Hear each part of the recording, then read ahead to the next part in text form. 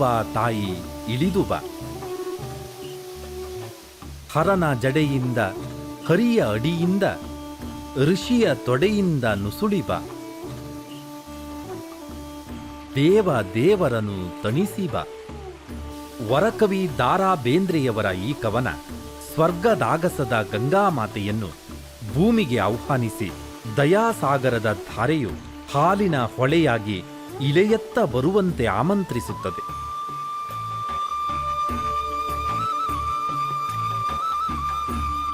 ಕವಿಯ ಈ ಸಾಲುಗಳಿಂದ ಎದ್ದು ಹೊರಬಂದ ಹಾಲಿನ ರೂಪಕವೊಂದು ವಾಸ್ತವದ ಹೊಳೆಯಾಗಿ ಹರಿವ ನೈಜ ದೃಶ್ಯವನ್ನ ನೋಡಲು ಸಾಧ್ಯವೇ? ಗಂಗೆ, ಗೌರಿ, ತುಂಗಭದ್ರೆ ಪುಣ್ಯಕೋಟಿ ಹಸುಗಳ ಹಾಲಿನಿಂದ ಬಿಂದಿಗೆ ತುಂಬಿಸಿ ದಿನನಿತ್ಯ ಕರ್ನಾಟ ದೇಶದುದ್ದಗಲಕ್ಕೂ ಹಾಲನ್ನ ಹರಿಸುವುದು ಸಾಧ್ಯವೇ? ದೇವ ದೇವರನ್ನು ತಣಿಸಿ ಚರಾಚರಗಳಿಗೂ ಹಾಲುಣಿಸಿ ತಾಯಿ ಆಕಳ ವಾತ್ಸಲ್ಯವನ್ನು ಎಲ್ಲೆಲ್ಲೂ ಹಬ್ಬಿಸುವುದು ಸಾಧ್ಯವೇ? ಪಶ್ಚಿಮ ಘಟ್ಟದ ತಪ್ಪಲಿನ ನಿತ್ಯ ಹರಿದ್ವರ್ಣ ವನರಾಶಿಯ ಹಸಿರ ಶೃಂಗಾರದಲ್ಲಿ ಮಿನುಗುತ್ತಿರುವ ಪುಟ್ಟ ಊರು ಶಂಕರನಾರಾಯಣದಲ್ಲಿ ಇದೆಲ್ಲವೂ ಸಾಧ್ಯ.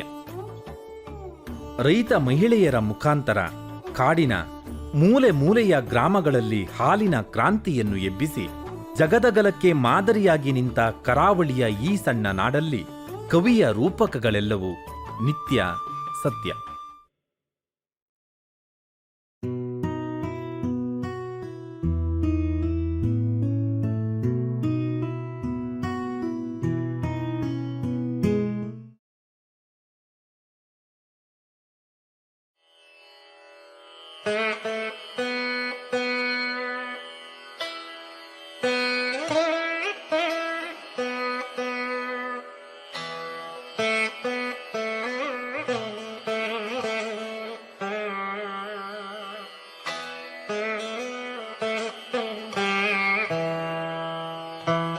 ಶಂಕರ ಮತ್ತು ನಾರಾಯಣ ದೇವರುಗಳಿಂದ ತನ್ನ ಹೆಸರನ್ನು ಪಡೆದ ಈ ಊರಿನಲ್ಲಿ ಹರಿ ಮತ್ತು ಹರರಿಗೆ ಒಟ್ಟಾಗಿ ನಿತ್ಯ ಪೂಜೆ ಸಲ್ಲುತ್ತದೆ.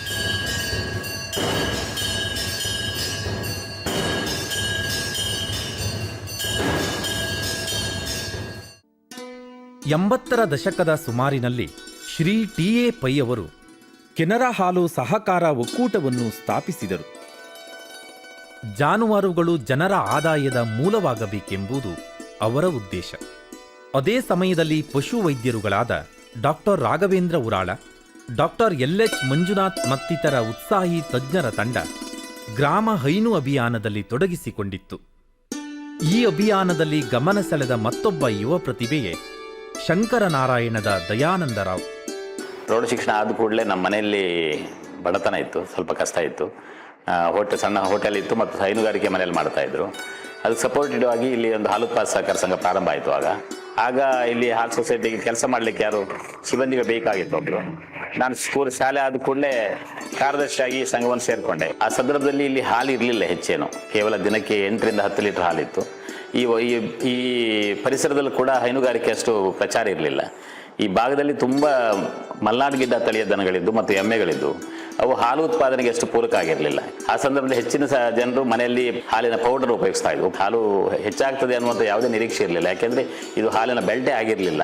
ಸುಮಾರು 1980ನೇ ಇಸ್ವಿಯಲ್ಲಿ ದಿವಂಗತ ಟಿ.ಎ. ಪೈ ಅವರು ಕೆನರಾ ಹಾಲು ಒಕ್ಕೂಟದ ಅಧ್ಯಕ್ಷರಾದರು. ಅವರು ಡಾಕ್ಟರ್ ವರ್ಗೀಸ್ ಕುರಿಯನ್ರಿಂದ ಭಾಳ ಪ್ರಭಾವಿತರಾಗಿದ್ದರು. ಅವರೇನು ಅಂದರೆ ಮಿಶ್ರ ತಳಿ ದನ ಮಾಡಿದರೆ ಮಾತ್ರ ಇಲ್ಲಿ ಹಾಲು ಉತ್ಪಾದನೆ ಜಾಸ್ತಿ ಮಾಡಲಿಕ್ಕೆ ಆಗುತ್ತೆ ಅನ್ನುವಂಥ ಒಂದು ಕನಸನ್ನು ಇಟ್ಕೊಂಡು ಪ್ರತಿ ಹಳ್ಳಿಗೆ ಬಂದರು. ಅವರೊಟ್ಟಿಗೆ ಡಾಕ್ಟರ್ ರಾಘವೇಂದ್ರ ಉರಾಳ ಅಂತ ಕರ್ನಾಟಕ ಸರ್ಕಾರದ ಸೇವೆಯಲ್ಲಿದ್ದರು. ಹಾಗೆ ಡಾಕ್ಟರ್ ಎಲ್.ಎಚ್. ಮಂಜುನಾಥ್ ಅಂತ ಸಿಂಡಿಕೇಟ್ ಬ್ಯಾಂಕ್ನ ಸೇವೆಯಲ್ಲಿದ್ದರು. ಅವರು ಪ್ರತಿ ಹಳ್ಳಿಗೆ ಬಂದು ತಳಿ ಸುಧಾರಣೆಯಿಂದ ಮಾತ್ರ ಹಾಲು ಉತ್ಪಾದನೆ ಜಾಸ್ತಿ ಆಗಲಿಕ್ಕೆ ಸಾಧ್ಯ ಇದೆ ಹೇಳ್ತಕ್ಕಂಥ ಒಂದು ಮಾಹಿತಿಯನ್ನು ನಮ್ಮ ಜನರಿಗೆ ಪಾಸ್ ಆನ್ ಮಾಡಿದರು. ಅದೇ ಸಂದರ್ಭದಲ್ಲಿ ನನ್ನನ್ನು ತಳಿ ಸುಧಾರಣೆಯ ಕಾರ್ಯಕ್ರಮಕ್ಕೆ ತರಬೇತಿಗೆ ಬೆಂಗಳೂರಿನ Adugodi NDRI national dairy research ಇನ್ಸ್ಟಿಟ್ಯೂಟ್ನಲ್ಲಿ ಕೃತಗರ್ಭಧಾರಣ ತರಬೇತಿಗೆ ನನ್ನನ್ನು ಡೆಪ್ಯೂಟ್ ಮಾಡಿದರು. ಆ ತರಬೇತಿಯನ್ನು ಪಡೆದುಕೊಂಡು ನಾನು 1980ನೇ ಇಸ್ವಿ ನವೆಂಬರ್ನಲ್ಲಿ ಈ ಕೃತಗರ್ಭಧಾರಣ ಕೆಲಸವನ್ನು ಪ್ರಾರಂಭ ಮಾಡಿದೆ. ತಜ್ಞರ ತರಬೇತಿ ಮತ್ತು ಮಾರ್ಗದರ್ಶನದಲ್ಲಿ ರಾಸುಗಳ ಕೃತಕ ಗರ್ಭಧಾರಣೆಯ ತಂತ್ರಗಾರಿಕೆಯನ್ನು ದಯಾನಂದರಾವ್ ಅವರು ಕರಗತ ಮಾಡಿಕೊಂಡರು. ಶಂಕರನಾರಾಯಣ ಪ್ರದೇಶದ ಹಳ್ಳಿಗಳಲ್ಲಿ ತಿರುಗಿ ಹಸುಗಳ ಕೃತಕ ಗರ್ಭಧಾರಣೆಯ ಕಾಯಕವನ್ನು ನೆರವೇರಿಸತೊಡಗಿದರು. ದಯಾನಂದರಾಯರ ಭಾವಜೀವನ ಹಾಗೂ ವ್ಯಾವಹಾರಿಕ ಜೀವನಗಳನ್ನು ಪ್ರತ್ಯೇಕವಾಗಿ ನೋಡೋದಕ್ಕೆ ಸಾಧ್ಯ ಇಲ್ಲ ಅಂತ ನಾನು ಭಾವಿಸ್ತೇನೆ.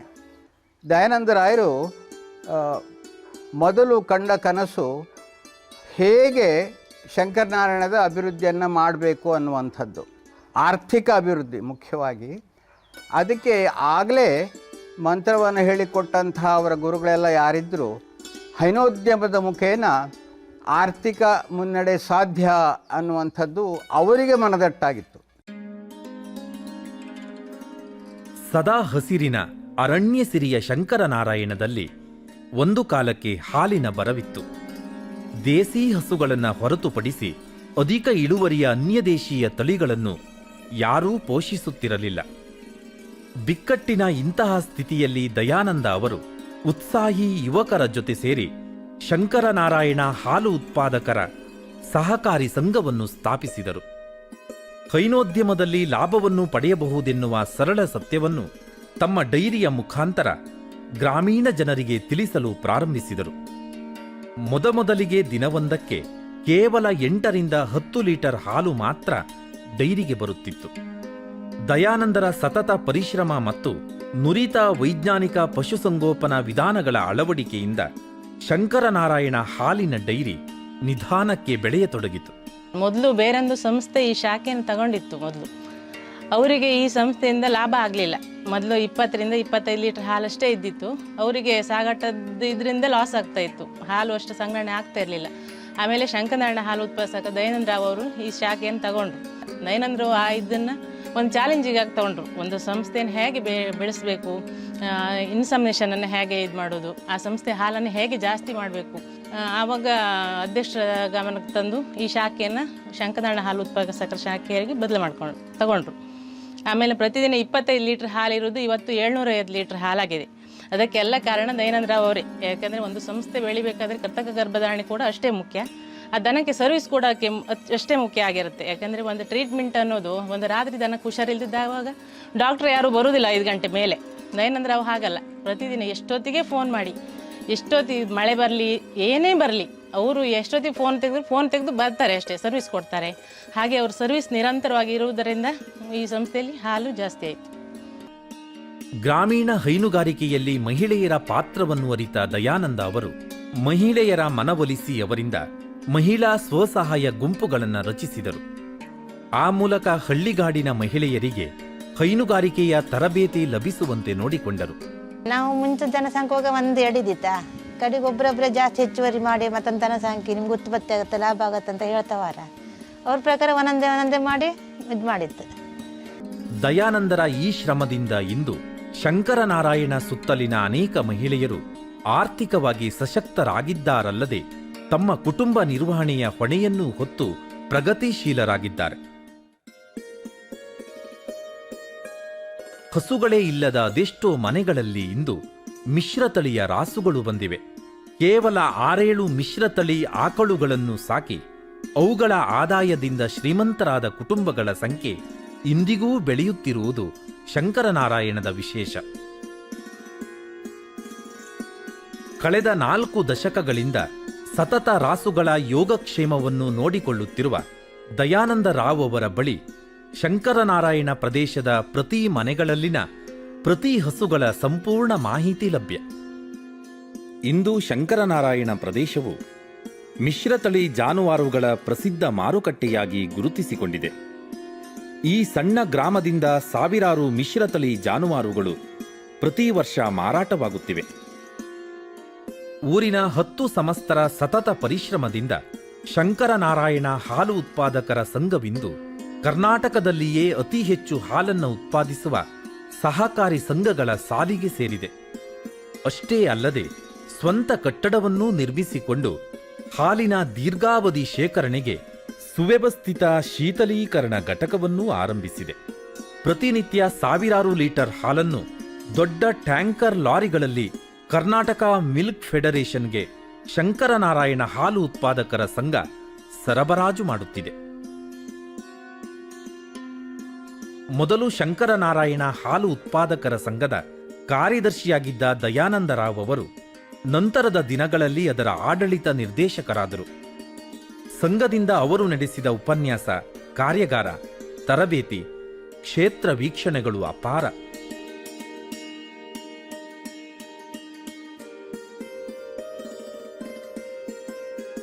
ಸ್ವಂತ ಕೆಲಸ, ಸಮಯ ಮತ್ತಿತರ ಯಾವುದೇ ವೈಯಕ್ತಿಕ ವಿಚಾರದ ಹಂಗಿಲ್ಲದೆ ರಾಸುಗಳ ಆರೈಕೆಯ ಕರೆ ಬಂದಲ್ಲಿಗೆ ಓಡುವ ದಯಾನಂದ ಅವರು ಹೈನು ಕ್ಷೇತ್ರದ ಕ್ರಾಂತಿಯ ಹರಿಕಾರ. ಕಳೆದ 4 ದಶಕಗಳಲ್ಲಿ ದಯಾನಂದರು ಸುಮಾರು 70,000ಕ್ಕೂ ಹೆಚ್ಚು ಕೃತಕ ಗರ್ಭಧಾರಣೆಗಳು, 5,000ಕ್ಕೂ ಹೆಚ್ಚು ಹೆರಿಗೆಗಳು, ಅಗತ್ಯ ಬಿದ್ದಾಗ ನಡು ರಾತ್ರಿಯನ್ನೂ ಲೆಕ್ಕಿಸದೆ ತುರ್ತು ಚಿಕಿತ್ಸೆಗಳನ್ನು ನೀಡಿ ಯಶಸ್ವಿಯಾಗಿದ್ದಾರೆ. ರಾತ್ರಿ ಎಲ್ಲರ ಬೇರೆ ಬದಿ ಎಲ್ಲ ಡಾಕ್ಟರ್ ಸಿಗೋದಿಲ್ಲ. ಹಾಗೆ ನಮ್ಮ ದಯಾನಂದ್ರ ಅವರು ಎಷ್ಟೊತ್ತಿಗೆ ಫೋನ್ ಮಾಡಿದ್ರು ಎದ್ದು ಬಂದ. ಒಂದ್ಸಲ ಒಂದು ದನಿಗೆ ಹೊಟ್ಟೆ ನೋವು ಶುರು ಆಗಿದೆ, 12 ಗಂಟೆ ರಾತ್ರಿ ನಮ್ಮ ಮನೇಲಿ ಬಂದಿದ್ದು. ನಾವು ತುಂಬ ಕಷ್ಟ, ದನ ಉಳಿದೇ ಕಷ್ಟ ಎಂಬ ಪರಿಸ್ಥಿತಿಯಲ್ಲಿ ಇವ್ರಿಗೆ ಕಾಲ್ ಮಾಡಿ ಆಮೇಲೆ ಬಂದಿದ್ರು ಸರ್ 12 ಗಂಟೆ ರಾತ್ರಿ. ಹಾಂ, ದನ ಉಳಿತು, ಕರು ಎಲ್ಲ ಸೇಫ್ ಆಗುತ್ತೆ. ಹೈನುಗಾರಿಕೆಯ ಜೊತೆಗೆ ಮಲ್ಲಿಗೆ ಕೃಷಿ, ಗುಡಿ ಕೈಗಾರಿಕೆ, ಜೇನು ಸಾಕಣೆ ತರಬೇತಿ, ಬಳಕೆದಾರರ ಜಾಗೃತಿ, ಗ್ರಾಮೀಣ ಆರೋಗ್ಯ ಕಾರ್ಯಕ್ರಮಗಳಂತಹ ಅನೇಕ ಜನಪರ ಕೆಲಸಗಳನ್ನು ದಯಾನಂದರಾವ್ ಸಂಘಟಿಸುತ್ತಿರುವುದು ಗಮನೀಯ.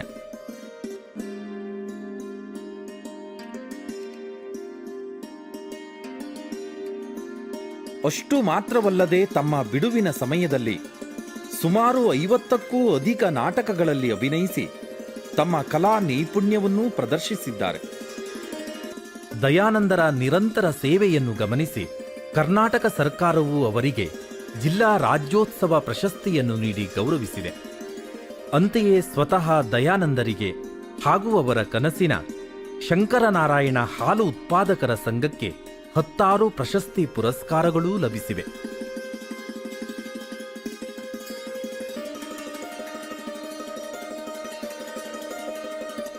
ದಯಾನಂದರಾವ್ ಅವರ ಸಾಧನೆಯ ಹೆಜ್ಜೆ ಗುರುತುಗಳು ಅನೇಕ ಪತ್ರಿಕಾ ಮಾಧ್ಯಮದಲ್ಲಿ ಪ್ರಕಟಗೊಂಡಿವೆ.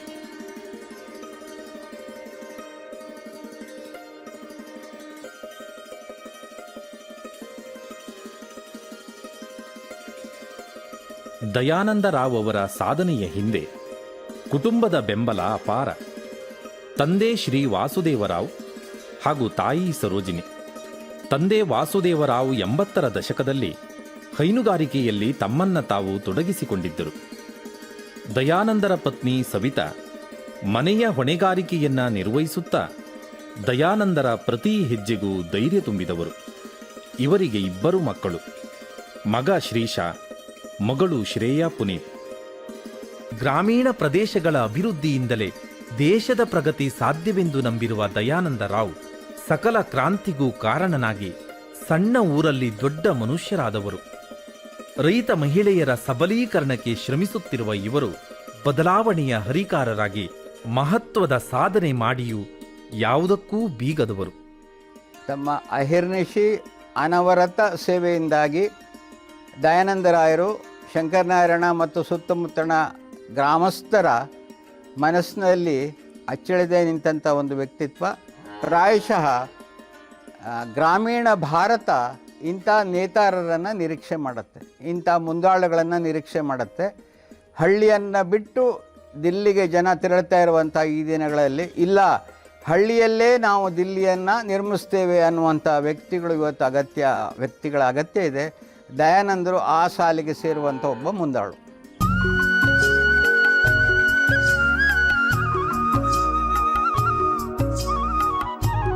ಧರಣಿ ಮಂಡಲ ಮಧ್ಯದೊಳಗೆ ಶಂಕರ ನಾರಾಯಣದ ತುಂಬೆಲ್ಲ ಅಂಬಾ ಎನ್ನುವ ಪ್ರತಿ ಗಂಗೆ, ಗೌರಿ, ಪುಣ್ಯಕೋಟಿ ಹಸುಗಳ ಕೂಗಿನಲ್ಲೂ ದಯಾನಂದರ ದನಿ ಸುಪ್ತವಾಗಿ ಸ್ಥಾಯಿಯಾಗಿರುವುದು ಹಾಲಿನ ಬಿಳುಪಿನಷ್ಟೇ ಸತ್ಯ.